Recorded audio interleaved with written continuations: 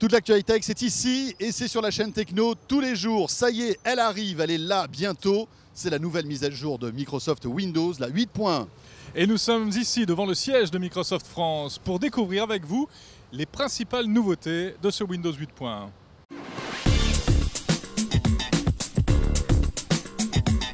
Et 5000 nouvelles fonctionnalités annoncées dans ce Windows 8.1. D'ailleurs, on va toutes les énumérer. Allez, maintenant, donc on en a pour 3h30 à peu près. Non, on va se focaliser sur les nouveautés, on va dire Les intéressantes principales, et les plus visibles. exactement, avec Marc Jalabert de Microsoft France.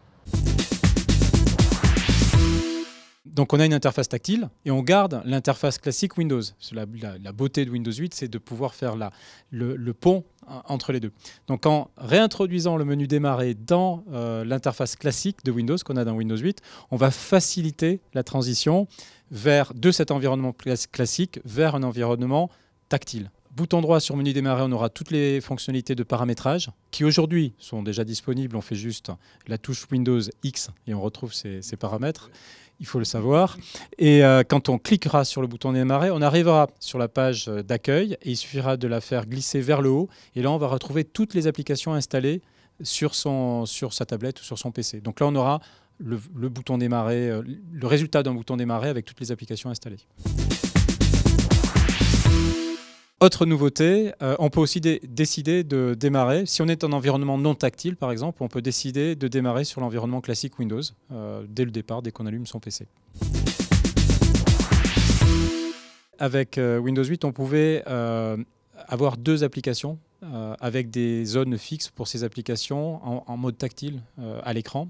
Avec Windows 8.1, on va pouvoir passer jusqu'à 4 applications. On va pouvoir tailler en fait la zone de chacune des applications comme on le pourra, donc comme on le voudra, pardon. Donc une meilleure ergonomie dans l'utilisation multi-applications.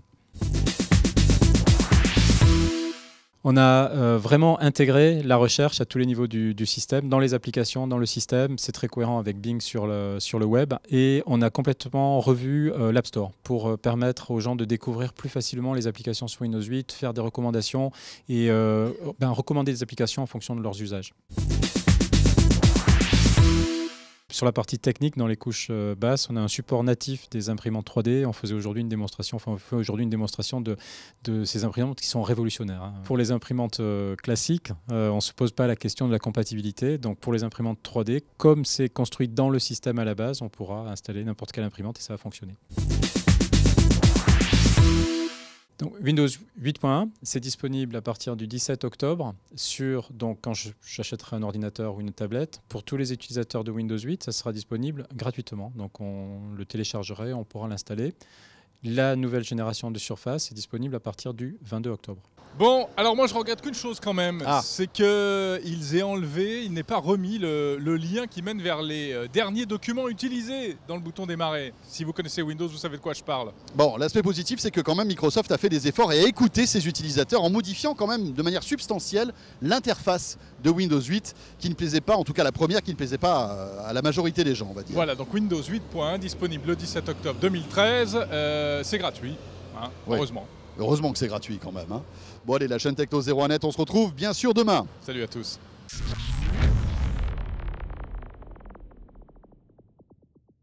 Un petit peu plus pratique avec la béquille. Un dernier mot. Excuse-moi. C'est normal que la caméra soit là? Elle n'est pas un peu basse? C'est fait exprès, d'accord. Ok.